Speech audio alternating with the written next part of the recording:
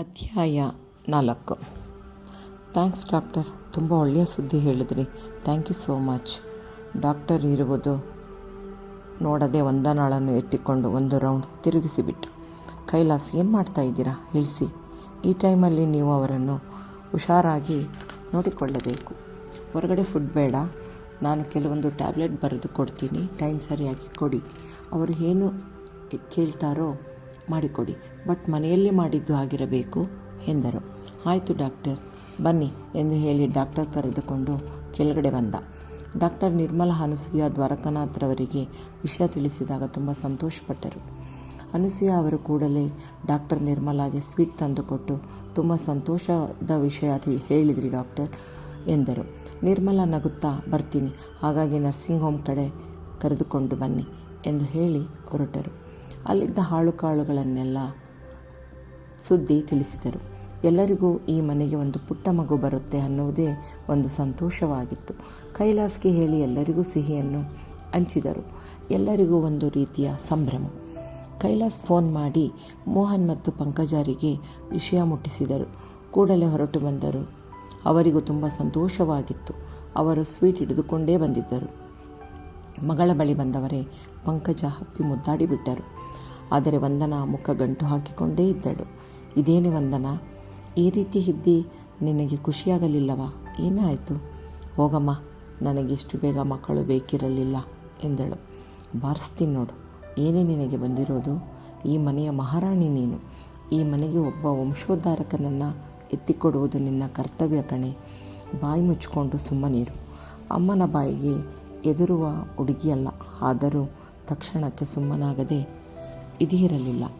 2-3 ದಿನಗಳು ಆದ ನಂತರ ಪಂಕಜ ಮಗಳಿಗೆ ಬುದ್ಧಿ ಹೇಳಿ ಹೊರಟರು. ವಂದನಾ ಸ್ನೇಹಿತರೆಲ್ಲ ಕೆಲವರು ಮದುವೆಯಾಗಿರಲಿಲ್ಲ. ಸ್ಟೈಲ್ ಮಾಡಿಕೊಂಡು ಓಡಾಡೋದು ಎಲ್ಲ ನೋಡಿ ನಾನು ಯಾಕಾದರೂ ಮದುವೆ ಆದನೋ, ಇನ್ನಷ್ಟು ದಿವಸ ಲೈಫ್ ಎಂಜಾಯ್ ಮಾಡ್ಬೋದಿತ್ತು. ಹೀಗೆ ಅವಳ ತಲೆಯಲ್ಲಿ ಏನೇನೋ ಇಲ್ಲ ಸಲ್ಲದ್ದೆಲ್ಲ ಓಡುತ್ತಿತ್ತು. ತಾಯಿ ಆಗುತ್ತಿದ್ದೇನೆ ಅನ್ನುವ ಕಿಂಚಿತ್ತೂ ಆಸೆ ಇರಲಿಲ್ಲ. ಇದನ್ನು ಕೈಲಾಸ್ ಬಳಿಯೂ ವ್ಯಕ್ತಪಡಿಸಿದ್ದಳು. ಕೈಲಾಸ್, ಕುಳಿತುಕೊಳ್ಳಿ, ನಿಮ್ಮ ಬಳಿ ಏನೋ ಮಾತನಾಡಬೇಕು. ಸಂಜೆ ಬರ್ತೀನಿ ವಂದನಾ, ಫ್ರೀಯಾಗಿ ಮಾತನಾಡೋಣ. ಇಲ್ಲ, ನಾನು ಈಗಲೇ ಏನೋ ಹೇಳಬೇಕು. ನನ್ನ ಮಾತು ಕೇಳ್ತಿರೋ ಇಲ್ಲವೋ? ಆಯಿತು ಹೇಳು, ನನಗೆ ಲೇಟ್ ಆಗ್ತಿದೆ, ಬೇಗ ಹೇಳು. ನನಗೆ ಈ ಮಗು ಬೇಡ ಕೈಲಾಸ್, ಇನ್ನೂ ಸ್ವಲ್ಪ ದಿವಸ ಆರಾಮಾಗಿರೋಣ. ನಾವು ತುಂಬ ಅರ್ಜೆಂಟ್ ಮಾಡಿದ್ವಿ ಅನಿಸತ್ತೆ. ಒಂದು ಕ್ಷಣಕ್ಕೆ ಅವಳ ಮಾತು ಕೇಳಿ ದಂಗಾದ. ಏನು ಹೇಳ್ತಿದೆಯಾ ವಂದನಾ? ನಿನಗೇನು ತಲೆ ಕೆಟ್ಟಿದೆಯಾ? ಮನೆಯಲ್ಲಿ ಎಲ್ಲರೂ ನೀನು ತಾಯಿ ಆಗ್ತಿದೆಯಾ ಅನ್ನುವ ವಿಷಯ ಕೇಳಿ ಎಲ್ಲ ಖುಷಿಯಾಗಿದ್ದಾರೆ. ನಾನು ಕೂಡ ಎಷ್ಟು ಸಂತೋಷವಾಗಿದ್ದೇನೆ ಗೊತ್ತಾ? ಇದನ್ನೆಲ್ಲ ಯೋಚನೆ ಮಾಡಬೇಡ. ಓಕೆ ಬಾಯ್, ನಾನು ಹೊರಡುತ್ತೇನೆ. ನನ್ನ ಮಾತು ಯಾರೂ ಕೇಳೋಲ್ಲ. ನಾನು ಅಂದರೆ ಎಲ್ಲರಿಗೂ ಉದಾಸೀನ. ಅವಳ ಮಾತು ಲೆಕ್ಕಕ್ಕೆ ಇಡದೆ ಕೈಲಾಸ ಅಲ್ಲಿಂದ ಹೊರಟ. ಸ್ವಲ್ಪ ಹೊತ್ತಿಗೆ ಅನಸೂಯ ಸೊಸೆಗೆ ಜ್ಯೂಸ್ ತೆಗೆದುಕೊಂಡು ರೂಮ್ಗೆ ಬಂದು, ವಂದನಾ ಬಾಗಿಲು ತೆಗೆಯಮ್ಮ, ಜ್ಯೂಸ್ ತಗೋ, ಏನು ಮಾಡ್ತಿದ್ಯಾ ಎಂದುಕೊಂಡು ರೂಮ್ ಒಳಗಡೆ ಬಂದರು. ಕೂಡಲೇ ಗಾಬರಿಯಾದರು. ಬೋರಲಾಗಿ ಮಲಗಿ ಅಳುತ್ತಿದ್ದಳು. ಬಂದವರೇ ಮಂಚದ ಮೇಲೆ ಕುಳಿತು, ಏನಾಯ್ತಮ್ಮ, ಯಾಕೆ ಅಳುತ್ತಿದ್ದಿ ಎಂದರು. ಅತ್ತೆಯ ಜೊತೆ ಒಡನಾಟ ಅಷ್ಟಕ್ಕಷ್ಟೇ ಆದರೂ ಬಾಯ್ಬಿಟ್ಟಳು. ಅತ್ತೆ, ನೀವಾದರೂ ಹೇಳಿ, ನಿಮ್ಮ ಮಗನಿಗೆ ನನ್ನ ಮಾತೇ ಕೇಳ್ತಿಲ್ಲ. ಮಗು ಬೇಕು ಅಂತ ಹಠ ಹಿಡಿದಿದ್ದಾರೆ. ಅಯ್ಯೋ ಹುಚ್ಚಿ, ಸಂತೋಷ ವಿಷಯವಲ್ಲವೇ? ಮತ್ತೇನಾಯಿತು? ಯಾಕೆ ಹೇಳ್ತಿದ್ದಿ? ಅಯ್ಯೋ ಅದಲ್ಲ ವಿಷಯ, ನನಗೆ ಮಗು ಬೇಡ ಅಷ್ಟೇ. ಇನ್ನಷ್ಟು ದಿವಸ ಆರಾಮಾಗಿರ್ತೀವಿ, ನೀವಾದರೂ ಹೇಳಿ ಅಂದಳು. ಕ್ಷಣಕ್ಕೆ ಗಾಬರಿಯಾದ ಅನಸೂಯ, ವಂದನಾ, ನೀನೇನು ಮಾತನಾಡ್ತಿದ್ದಿ ಅನ್ನೋ ಅರಿವಾದರೂ ಇದೆಯೇ? ನಾವೆಲ್ಲ ಮನೆಗೆ ಮಗು ಬರ್ತಿದೆ ಅಂತ ಎಷ್ಟು ಖುಷಿಯಾಗಿದ್ದೇವೆ. ನೀನು ನೋಡಿದರೆ ಹೀಗೆ ರೇಗಾಡಿಬಿಟ್ಟರು. ವಂದನಾ ಹುಚ್ಚಿಯಂತೆ ಅರ್ಚಿ ಕಿರಿಚಿ ರಂಪಾಟ ಮಾಡಿಬಿಟ್ಟಳು. ಅನಸೂಯ ವಿಧಿ ಇಲ್ಲದೆ ಅವರ ಅಮ್ಮನಿಗೆ ಫೋನ್ ಮಾಡಿ ಕರೆಸಿದರು. ತಕ್ಷಣವೇ ಬಂದ ಪಂಕಜ, ಏನೇ ನಿನಗೆ ಆಗಿರೋದು? ಯಾಕೆ ಹೀಗೆ ಹಾಡ್ತೀಯ? ನಿನಗೆ ಹುಚ್ಚು ಹಿಡಿತೇನು? ನಿನ್ನ ಮುದ್ದು ಮಾಡಿ ಹಾಳು ಮಾಡಿಬಿಟ್ವಿ ಅನ್ಸತ್ತೆ. ಇದೆಲ್ಲ ನನಗೆ ಆಗಬೇಕಿತ್ತು. ನೋಡು ವಂದನಾ, ನನ್ನ ಮಾತು ಕೇಳು. ಇದೊಂದು ಬಾರಿ ಸುಮ್ಮನಿದ್ದು ಬಿಡು, ಆಮೇಲೆ ನೀನು ಹೇಗೆ ಬೇಕೋ ಹಾಗೆ ಇರುವೆಯಂತೆ ಪುಸಲಾಯಿಸಿದರು. ಇಲ್ಲ, ನಾನು ಯಾರ ಮಾತು ಕೇಳೋಲ್ಲ. ನಾನು ಈಗಲೇ ಡಾಕ್ಟ್ರಿಗೆ ಫೋನ್ ಮಾಡ್ತೀನಿ. ಇದು ನನಗೆ ಸಂಬಂಧಪಟ್ಟ ವಿಚಾರ. ಕೂಡಲೇ ಡಾಕ್ಟರಿಗೆ ಫೋನ್ ಮಾಡಿದಳು. ಪಂಕಜಾಗೂ ಇವಳನ್ನು ಕಂಟ್ರೋಲ್ ಮಾಡಲಿಕ್ಕೆ ಆಗಲೇ ಇಲ್ಲ. ಇವಳು ಫೋನ್ ಮಾಡಿದ್ದು ನೋಡಿ ಡಾಕ್ಟರ್ ನಿರ್ಮಲಾ ಮನೆಗೆ ಬಂದರು. ಏನಾಯಿತು ವಂದನಾ, ಏಕೆ ಅಳುತ್ತಿದ್ದಿ?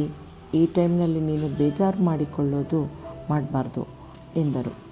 ಕಡೆಗೆ ಅವಳ ಬಾಯಲ್ಲಿ ಬಂದ ಮಾತುಗಳನ್ನು ಕೇಳಿ, ಏನಾಯಿತು? ನೀನು ಮಗು ಬೇಡ ಅಂದರೆ ಮೊದಲು ಯೋಚನೆ ಮಾಡಬೇಕಿತ್ತು. ಈಗ ಯೋಚನೆ ಮಾಡಿದರೆ ಪ್ರಯೋಜನವಿಲ್ಲ. ನಿನಗೀಗಾಗಲೇ 3 ತಿಂಗಳಾಗಿದೆ, ಜೊತೆಗೆ ಮಗು ಕೂಡ ಹೆಲ್ತಿಯಾಗಿದೆ ಎಂದರು.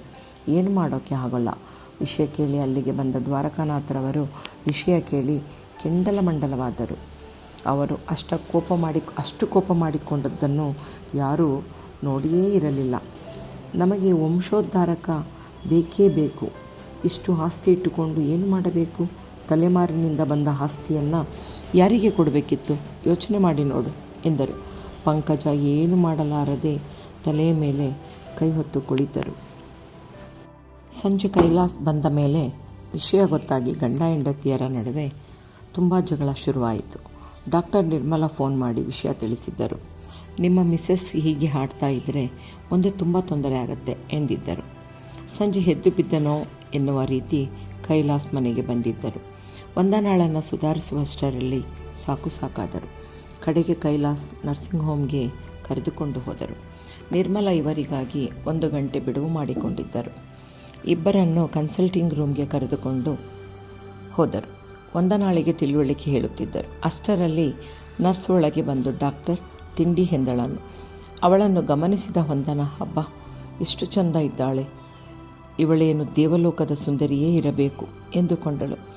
ಇವರೆಲ್ಲ ಹೀಗಿರುವಾಗ ನಾನು ಈಗಲೇ ಮಗು ಮಾಡಿಕೊಂಡು ಛೇ ಎಂದುಕೊಂಡಳು. ಕ್ಷಣಕಾಲ ಮರೆತು ಅವಳನ್ನೇ ನೋಡುತ್ತಿದ್ದಳು. ಡಾಕ್ಟರ್ ನಿರ್ಮಲಾ ಹೆಡ್ ನರ್ಸ್ ಎಂದು ಪರಿಚಯ ಮಾಡಿಸಿದರು. ಡಾಕ್ಟರ್, ನಾನು ಮಗುವನ್ನು ಸ್ಕೂಲ್ಗೆ ಬಿಟ್ಟು ಬರುತ್ತೇನೆ ಎಂದಳು. ಅಷ್ಟರಲ್ಲಿ 4 ವರ್ಷದ ಪುಟ್ಟ ಮಗು ಮಮ್ಮಿ ಅಂತ ಒಳಗೆ ಬಂತು. ಹಾಯ್ ಹಾರ್ವಿ, ತಿಂಡಿ ತಿಂದ್ಯಾ, ಬಾಯಲ್ಲಿ ಎನ್ನುತ್ತಾ ಡಾಕ್ಟರ್ ನಿರ್ಮಲಾ ಎತ್ತಿಕೊಂಡು ಮುತ್ತಿಟ್ಟರು. ಇವಳು ಹಾರ್ವಿ, ಭೂಮಿಕಾ ಮಗಳು. ನರ್ಸಿಂಗ್ ಹೋಮ್ನಲ್ಲಿ ಎಲ್ಲರಿಗೂ ಮುದ್ದಿನ ಮಗಳಾಗಿ ಬಿಟ್ಟಿದ್ದಾಳೆ ಎಂದರು. ಮಗು ಅಮ್ಮನಷ್ಟೇ ಮುದ್ದಾಗಿತ್ತು. ಭೂಮಿಕಾ ಅಲ್ಲಿಂದ ಹಾರ್ವಿಯನ್ನು ಕರೆದುಕೊಂಡು ಹೊರಟಳು. ವಂದನಾ, ನೋಡಿದ್ಯಾ, ಭೂಮಿಕಾ ಒಂದು ಮಗುವಿನ ತಾಯಿ ಹೇಗಿದ್ದಾಳೆ? ನೀನು ತಿಳಿದುಕೊಂಡಿರೋದು ತಪ್ಪು. ಮಗು ಆದ ಕೂಡಲೇ ಬ್ಯೂಟಿ ಹಾಳಾಗುತ್ತೆ, ಫ್ರೀಯಾಗಿರೋಕ್ಕಾಗಲ್ಲ. ಇದೆಲ್ಲ ನಿನ್ನ ಕಲ್ಪನೆ ಅಷ್ಟೇ. ಬ್ಯೂಟಿಯನ್ನು ನಾವು ಹೇಗೆ ಕಾಪಾಡಿಕೊಳ್ಳುತ್ತೇವೆ ಎನ್ನುವುದರ ಮೇಲೆ ಡಿಪೆಂಡ್ ಆಗಿರುತ್ತೆ. ಮತ್ತು ಮಕ್ಕಳನ್ನು ಸಾಕಲು ಬೇಕಾದಷ್ಟು ದಾರಿಗಳಿವೆ. ಮಕ್ಕಳನ್ನು ಭಾರ ಅಂದುಕೊಳ್ಳುವುದು ತಪ್ಪು. ಹೀಗೆ ಬೇಕಾದಷ್ಟು ಉದಾಹರಣೆಗಳನ್ನು ಕೊಟ್ಟು ವಂದನಾಳನ್ನು ಒಪ್ಪಿಸುವುದರಲ್ಲಿ ಸಾಕಾಯಿತು. ಕಡೆಗೆ ತಲೆ ಹಾಡಿಸಿ ಓಕೆ ಎಂದಳು. ಕೈಲಾಸ್ಗೆ ಹೋದ ಜೀವ ಬಂದಂತೆ ಉಸಿರು ಬಿಟ್ಟರು. ನರ್ಸಿಂಗ್ ಹೋಮ್ನಿಂದ ಬಂದ ವಂದನಾ ಸುಧಾರಿಸಿಕೊಂಡು ನಗುತ್ತಾ ಇರುವುದನ್ನು ನೋಡಿ ಎಲ್ಲರಿಗೂ ಸಂತೋಷವಾಯಿತು. ಅನಸೂಯ ದೇವರಿಗೆ ತುಪ್ಪದ ದೀಪ ಹಚ್ಚಿದರು. ಪಂಕಜ ಹಾಗಾಗಿ ಬಂದು ಮಗಳನ್ನು ನೋಡಿಕೊಂಡು ಹೋಗುತ್ತಿದ್ದರು. ವಂದನಾ ಹಠ ಮಾಡದೆ ಅತ್ತೆ ಕೊಟ್ಟಿದ್ದನ್ನೆಲ್ಲವನ್ನು ತಿಂದು ಮುಗಿಸುತ್ತಿದ್ದಳು. ಎಲ್ಲರ ಹಾರೈಕೆಯಲ್ಲಿ ದಿನೇ ಮೈಕೈ ತುಂಬಿಕೊಂಡು ಚೆಲುವೆಯಂತೆ ಕಾಣಿಸುತ್ತಿದ್ದಳು. 7 ತಿಂಗಳು ತುಂಬುತ್ತಿದ್ದಂತೆ ಸೀಮಂತದ ಶಾಸ್ತ್ರ ಇಟ್ಟುಕೊಂಡರು. ಬೇಕಾದವರಿಗೆಲ್ಲ ಆಮಂತ್ರಣ ಹೋಯಿತು. ಮೋಹನ್ ಪಂಕಜ ಕಡೆಯವರು ಬಂದಿದ್ದರು. ಒಳ್ಳೆಯ ಮುಹೂರ್ತದಲ್ಲಿ ಸೀಮಂತ ಮಾಡಿ ಮುಗಿಸಿದರು. ಪಂಕಜ ತಮ್ಮ ಮನೆಗೆ ವಂದನಾಳನ್ನು ಸಂಪ್ರದಾಯದಂತೆ ಕರೆದೊಯ್ದರು. ದ್ವಾರಕಾನಾಥ್, ಕೈಲಾಸ್, ಅನಸೂಯ ಯಾರಿಗೂ ಇಷ್ಟವಿರಲಿಲ್ಲ. ಮಗು ಬಾಣಂತಿ ಇಲ್ಲಿಯೇ ಇರಲಿ ಅಂತ ಆಸೆ ಪಡುತ್ತಿದ್ದರು. ಆದರೆ ವಂದನಾ ನಾನು ಅಮ್ಮನ ಮನೆಗೆ ಹೋಗುತ್ತೇನೋ ಅಂತ ಒಪ್ಪಿದ ಮೇಲೆ ಕಳಿಸಿಕೊಟ್ಟಿದ್ದರು. 9 ತಿಂಗಳು ತುಂಬಿದ 2-3 ಬಾರಿ ನಿರ್ಮಲಾಗೆ ಬಳಿಗೆ ಹೋಗಿ ಚೆಕಪ್ ಮಾಡಿಸಿಕೊಂಡು ಬಂದಿದ್ದರು. ದಿನಗಳು ತುಂಬುತ್ತಿದ್ದಂತೆ ಹೆರಿಗೆ ನೋವು ಶುರುವಾಗಿ ನರ್ಸಿಂಗ್ ಹೋಮ್ಗೆ ಸೇರಿಸಿದರು. ವಿಷಯ ಕೇಳಿ ಎಲ್ಲರೂ ನರ್ಸಿಂಗ್ ಹೋಮ್ಗೆ ಬಂದಿದ್ದರು. ಆಪರೇಷನ್ ಮಾಡಿ ಮಗು ತೆಗೆದಿದ್ದರು. ವಂದನಾ ಗಂಡು ಮಗುವಿಗೆ ಜನ್ಮವಿತ್ತಿದ್ದಳು. ದ್ವಾರಕಾನಾಥ್, ಅನಸೂಯರವರಿಗಂತೂ ಕಡೆಗೂ ಮನೆಗೂ ಒಬ್ಬ ವಂಶೋದ್ಧಾರಕ ಹುಟ್ಟಿದ ಎಂಬ ಸಂತೋಷದಿಂದ ಕುಣಿದಾಡಿಬಿಟ್ಟಿದ್ದರು. ಕೈಲಾಸ್ಗೂ ಮಗುವನ್ನು ನೋಡಿ ಸಂತೋಷಪಟ್ಟನು. ನರ್ಸ್ ಭೂಮಿಕಾ ಮಗುವನ್ನು ತಂದು ಮೊದಲಿಗೆ ದ್ವಾರಕಾನಾಥ್ ಮಡಿಲಿಗೆ ಹಾಕಿದಳು. ದ್ವಾರಕಾನಾಥ್ ಮೊಮ್ಮಗನನ್ನು ಹಾಗೂ ಪುಟ್ಟ ಕೈಗಳು, ಮುದ್ದಾದ ಪಾದಗಳನ್ನು ಮುಟ್ಟಿ ನೋಡಿ ಖುಷಿಪಟ್ಟರು. ಕಾಣದ ದೇವರಿಗೆ ಮನಸ್ಸಿನಲ್ಲಿಯೇ ನಮಸ್ಕರಿಸಿದರು. ಅವರಿಂದ ಅನಸೂಯ ಎತ್ತುಕೊಂಡು ಮೊಮ್ಮಗನನ್ನು ಮುದ್ದಾಡಿದರು. ಎಷ್ಟು ನೋಡಿದರೂ ಸಾಲದು. ಅಷ್ಟರಲ್ಲಿ ನರ್ಸ್ ಬಂದು ಮಗು ಕೊಡಿ ಎಂದು ಹೇಳಿ ಹಾಲುಣಿಸಲು ಕರೆದೊಯ್ದಳು. ಒಳಗೆ ಬಂದ ನರ್ಸ್ ಹಾಲು ಕುಡಿಸಲು ಮಗುವನ್ನು ವಂದನಾಳಿಗೆ ಕೊಟ್ಟಳು. ನಾನು ಯಾವುದೇ ಕಾರಣಕ್ಕೂ ಹಾಲು ಕುಡಿಸುವುದಿಲ್ಲ ಅಂತ ಹಠ ಮಾಡಿದಳು. ಒಂದು ದಿನವಾದರೂ ಹಾಲು ಕುಡಿಸಲಿಲ್ಲ. ಅಷ್ಟರಲ್ಲಿ ಎದೆಯಲ್ಲಿ ಹಾಲು ತುಂಬಿಕೊಂಡಿದ್ದರಿಂದ ಅವಳ ಕೈಯಲ್ಲಿ ನೋವು ತಡೆಯಲಾಗಲಿಲ್ಲ. ವಿಧಿಯಿಲ್ಲದೆ ಮಗುವಿಗೆ ಹಾಲು ಕುಡಿಸಿದಳು. ಒಳೊಳಗೆ ಚಿಂತೆ ಅಂದರೆ ಬ್ಯೂಟಿಯ ಚಿಂತೆ. ಇದಕ್ಕೆಲ್ಲ ಯಾರೂ ಔಷಧಿ ಕೊಟ್ಟಾರು? ಮಗುವಿನ ಪುಣ್ಯವೋ ಏನು, 3 ತಿಂಗಳು ಹಾಲು ಕುಡಿಸಿದಳು. ನಂತರ ಹಾಲು ಕುಡಿಸುವುದಿರಲಿ, ಮಗುವಿನ ಹಾರೈಕೆ ಮಾಡುವುದನ್ನೇ ಬಿಟ್ಟುಬಿಟ್ಟಳು. ಇವಳ ಹುಚ್ಚಾಟ ಮಗುವಿನ ಹಾರೈಕೆ ಮಾಡಲಾಗದೆ ಪಂಕಜ 3 ತಿಂಗಳಿಗೆ ತಂದು ದ್ವಾರಕಾಗೆ ಬಿಟ್ಟು ಹೋದರು. ಮೊಮ್ಮಗ ಬಂದ ಖುಷಿ ಎಲ್ಲರಿಗೂ. ಆದರೆ ಬಂದ ದಿನದಿಂದಲೇ ಮಗು ಅನಸೂಯ ಅವರ ಮಡಿಲು ಸೇರಿತು. ಎಲ್ಲರೂ ಎತ್ತಿ ಮುದ್ದಾಡಿದ್ದು. ದ್ವಾರಕಾನಾಥರವರು ಮೊಮ್ಮಗನನ್ನು ನೋಡಿ ಎತ್ತಿ ಮುದ್ದಾಡಿದರು. ಮಗು ಅಳಲು ಶುರು ಮಾಡಿದ್ದು ನೋಡಿ ಅನಸೂಯ ವಂದನಾಳ ಬಳಿ ಎತ್ತಿಕೊಂಡು ಹೋಗಿ ಮಗುವನ್ನು ಕೊಡು ಎಂದರು. ಅತ್ತೆ ಕರೆದುಕೊಂಡು ಬಂದದ್ದನ್ನು ನೋಡಿ, ಅತ್ತೆ ಯಾಕೆ ಕರೆದುಕೊಂಡು ಬಂದಿರಿ ಎಂದಳು. ಮಗು ತುಂಬ ಅಳ್ತಾ ಇದೆ ವಂದನಾ, ಹಾಲು ಕುಡಿಸು ಎಂದರು. ಇಲ್ಲ ಅತ್ತೆ, ನಾನು ಆಗಲೇ ಹಾಲು ಕುಡಿಸುವುದನ್ನು ಬಿಟ್ಟು ತುಂಬ ದಿನಗಳಾಯಿತು. ಅಲ್ಲಿ ಬಾಟಲಿದೆ ನೋಡಿ, ಅದರಲ್ಲಿ ಕುಡಿಸಿ ಎಂದಳು. ಏನು ಹೇಳುತ್ತಿದ್ದೆ ವಂದನಾ? ತಾಯಿಯಾಗೋದೇ ಪೂರ್ವಜನ್ಮದ ಪುಣ್ಯ. ಓದಿ ಕಲಿತಿದ್ದಾದರೂ ಏನು ಅಷ್ಟು ತಿಳಿಯುವುದಿಲ್ಲವೇ? ಇನ್ನೂ ಹಸುಗೂಸು. ತಾಯಿಯ ಹಾಲಿನಿಂದ ಮಗುವನ್ನು ವಂಚಿಸಬೇಡ ಎಂದರು. ನೀವು ಎಷ್ಟು ಹೇಳಿದರೂ ಅಷ್ಟೇ. ನಿಮಗೆ ವಂಶೋದ್ಧಾರಕ ಬೇಕಿತ್ತು, ಎತ್ತಿಕೊಟ್ಟಿದ್ದೇನೆ ಅಷ್ಟೇ, ಮತ್ತೇನು ಕೇಳಬೇಡಿ ಎಂದಳು. ಅನಸೂಯ ಅಳುವುದಕ್ಕೆ ಶುರು ಮಾಡಿಬಿಟ್ಟರು. ಮಗುವನ್ನು ಕೆಳಗೆ ಎತ್ತಿಕೊಂಡು ಬಂದದ್ದು ನೋಡಿ ಏನು ಅನ್ನುವಂತೆ ನೋಡಿದರು. ಮಗು ಅಳುವುದನ್ನು ನೋಡಲಾಗಲಿಲ್ಲ. ಏನಾಯಿತು ಅನಸೂಯ? ಮಗುವಿಗೆ ಒಟ್ಟಿಗೆ ನೀನು ಅಳಲು ಶುರು ಮಾಡಿದ್ದೀಯಾ? ಸಮಾಧಾನ ಮಾಡಿಕೊ. ಏನಾಯಿತು ಹೇಳು, ಇರೋ ವಿಚಾರ ತಿಳಿಸಿದರು ಅನಸೂಯ. ದ್ವಾರಕಾನಾಥರವರಿಗೆ ದಿಕ್ಕೇ ತೋಚಲಿಲ್ಲ. ಗರಬಡಿದವರಂತೆ ಕುಳಿತುಬಿಟ್ಟರು. ಏನೋ ಹೋಗಿ ಏನೋ ಆಯ್ತಲ್ಲ ಅಂದುಕೊಂಡು, ಸಮಾಧಾನ ಮಾಡ್ಕೊ ಅನಸೂಯ, ಕೊಡಿಲಿ, ನಾನು ಎತ್ತಿಕೊಂಡಿರುತ್ತೇನೆ, ಹೋಗಿ ಹಾಲು ತೆಗೆದುಕೊಂಡು ಬಾ ಎಂದರು. ಕಣ್ಣರಿಸುತ್ತಾ ಎದ್ದು ಹೋದರು. ಗೋದಾಮಿನಲ್ಲಿ ಸಾಕಷ್ಟು ಹಸುಗಳಿದ್ದರಿಂದ ಹಾಲಿಗೇನು ಕೊರತೆ ಇರಲಿಲ್ಲ. ತಕ್ಷಣವೇ ಬಾಟಲಿಯಲ್ಲಿ ಹಾಲು ತಂದು ಕುಡಿಸಿದರು. ಅಂದಿನಿಂದ ಮಗು ಅನಸೂಯ ಮಡಲು ಸೇರಿತು. ರಾತ್ರಿ ಮಲಗುವುದು ಅನಸೂಯ ಬಳಿಯವರಿಗೆ ರೂಢಿಯಾಯಿತು. ಕೈಲಾಸ್ ಎಷ್ಟು ಹೇಳಿದರೂ ವಂದನಾ ಕೇಳುವ ಸ್ಥಿತಿಯಲ್ಲಿರಲಿಲ್ಲ. ಎಷ್ಟೇ ಆಗಲಿ ವಂದನಾಳನ ಪ್ರೀತಿಸಿ ಮದುವೆ ಆದದ್ದು. ಈಗ ಎದುರು ಮಾತನಾಡಿ ಪ್ರಯೋಜನವಿಲ್ಲ ಎಂದು ಸುಮ್ಮನಾದರು. ವರ್ಷ ತುಂಬುತ್ತಿದ್ದ ಹಾಗೆ ಮಗುವಿಗೆ ಪೃಥ್ವಿರಾಜ್ ಎಂದು ನಾಮಕರಣ ಮಾಡಿದರು. ಪೃಥ್ವಿಯೇ ಅಜ್ಜಿಯ ಹಾಗೂ ತಾತನ ಮುದ್ದಿನ ಕೂಸು. ಅವರ ಲಾಲನೆ ಪಾಲನೆಯಲ್ಲಿ ಬೆಳೆಯತೊಡಗಿದ. ವಂದನಾ ಹಾಗೊಮ್ಮೆ ಹೀಗೊಮ್ಮೆ ಮಗನನ್ನು ಮಾತನಾಡಿಸುವುದು, ಮುದ್ದು ಮಾಡುತ್ತಿದ್ದಳು. ಆದರೆ ಅಜ್ಜಿಯ ಮಡಿಲಿನಲ್ಲಿ ಬೆಳೆದ ಪೃಥ್ವಿಗೆ ವಂದನಾ ಕಂಡರೆ ಅಷ್ಟಕ್ಕಷ್ಟೇ. ಅವಳಿಂದ ಬಿಡಿಸಿಕೊಂಡು ಓಡಿಬಿಡುತ್ತಿದ್ದ. ಕೈಲಾಸ್ಗೆ ಮಗನನ್ನು ಕಂಡರೆ ಬಹಳ ಪ್ರೀತಿ.